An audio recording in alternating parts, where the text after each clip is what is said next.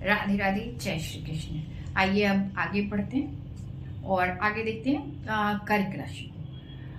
कर्क राशि को ऐसा समझते हैं कि कर्क राशि हो या जहां पर चंद्रमा स्थित हो, या फिर लगन में 4 नंबर लिखा हो, यहाँ पर जहां पर 4 नंबर लिखा है वहां पर चंद्रमा हो, तो कर्क राशि होगी।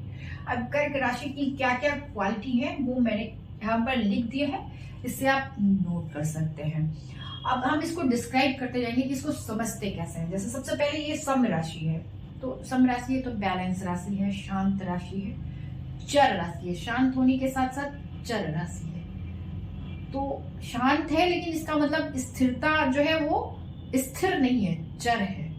ठीक है, तो दो कैरेक्टरिस्टिक एक साथ मिल रही है। उसके बाद क्या है, जल तत्व प्रधान है। जैसे अभी हमने देखा था पहले मेष राशि में अग्नि तत्व था, फिर वृषभ में पृथ्वी तत्व था, फिर मिथुन में वायु तत्व था, अब ये हो जाता है जल तत्व प्रधान। तो जल तत्व क्या होता है, इमोशंस, जो हमारी बॉडी के अंदर जो जितनी भी चीजें हैं 70% जल है, उसपे से जो इमोशंस है, जो हार्मोन्स है, उस सबका कारक है जल। तो जल तत्व जो प्रधान होता है तो इमोशंस हावी होते हैं। ये जो राशि होती है वो पित्त कफ प्रधान होती है। कफ प्रधान होती है यानी कि कोल्ड इन्फेक्शन जल्दी होता है ऐसे लोगों को, या बीमारी को कैच करने की, जो इन्फेक्शन से रिलेटेड, कोल्ड से रिलेटेड प्रॉब्लम आती है उसको अट्रैक्ट करने की क्षमता इस राशियों की ज्यादा होती है।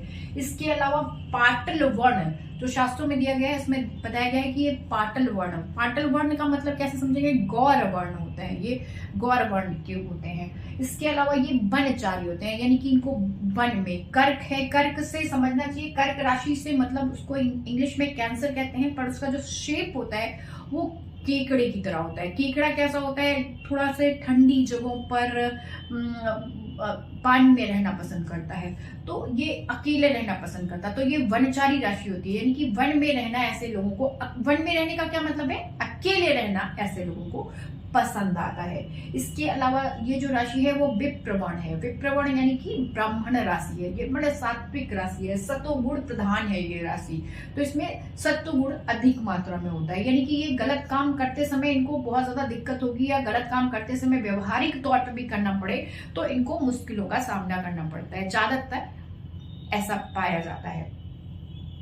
इसके अलावा ये जो राशि है वो रात्रि बलि है, ये भी राशि, यानी कि ये रात्रि में भी काम करने की क्षमता इसमें रहती है। इसके अलावा ये जो राशि है वो स्थूल शरीर होता है इनका, तो ऐसे जो जातक होते हैं जल तत्व तो प्रधान होता है, तो उनकी जो शरीर होता है, शरीर वो काफी मोटा हो सकता है, स्थूल हो सकता है। स्थूल से मतलब ये नहीं है कि बहुत ही मोटा होगा, बाकी चीजें और भी देखनी पड़ेगी, पर हाँ स्थूल शरीर होता है, थोड़ा सा मोटा हो सकता है। और ये जो कैंसर है, यानी कि जो कर्क है वो केकड़ा, उसके बहुत सारे पैर होते हैं, तो ये इसके पैर बहुत सारे होते हैं, तो बहुत सारे पैरों वाली राशि कही जाती है। तो कर्क राशि को इससे भी समझना चाहिए, या इस तरह के व्यक्ति को ऐसे भी समझना चाहिए कि जो क्वालिटी केकड़े की होती है वो क्वालिटी इनके अंदर होती है, वो जल्दी से भाग सकते हैं, किसी भी सिचुएशन से पलायन करने की जो क्वालिटी होती है वो भी इनमें होती है। इसके अलावा ये राशि भी पृष्ठोदय राशि, यानी कि पीठ से उदय होती है, यानी कि ये इनिशिएटिव नहीं लेते, जो भी कार्य कर रहे हो सब लोग कर रहे हो तो हम भी कर रहे हैं, मेहनत करते हैं, सब कुछ करते हैं, लेकिन अगर पलायन करने की स्थिति होती है तो पलायन भी करते हैं। और इसके जो स्वामी होते हैं वो चंद्रमा होते हैं। अब इनको भिन्न भावों में कैसे समझेंगे, मैं द्वितीय भाव से ही समझा रही हूँ, बाकी चार्ट में भी, अभी भी यहाँ पे भी, बाकी राशियों में भी, और यहाँ पे भी मैं द्वितीय भाव से समझाऊंगी। द्वितीय भाव में अगर जल तत्व कर्क राशि आ जाती है तो व्यक्ति की वाणी बहुत अच्छी होती है, बोलने में बड़े मधुर होते हैं।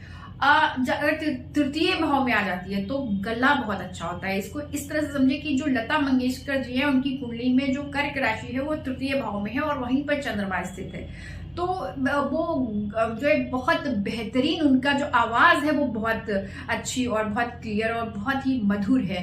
तो इसको इस तरह से समझना है बाकी भावों में ले जा करके। और आगे नेक्स्ट और राशियों को मैं बताती जाऊंगी। इससे ज्यादा आपको चाहिए होगा तो आपको पर्सनली मेरे क्लास को अटेंड करना होगा, या किसी ज्योतिष संस्था की क्लास में जाकर के कर सकते हैं, पर इनिशियल स्टेज पर इतना काफी है। इससे आपको काफी मदद मिलेगी अपने आप को समझने में, आसपास के लोगों को समझने में। जहाँ कॉम्प्लेक्स आता है वहां पे तो हमेशा कुछ ना कुछ चीजें ऐसी होती हैं कि उसके लिए एक अच्छे ज्योतिषी की जरूरत होती है, उसके लिए बहुत पढ़ाई करनी पड़ती है। तो फिलहाल इतने से काम चलाए। राधे राधे, जय श्री कृष्ण।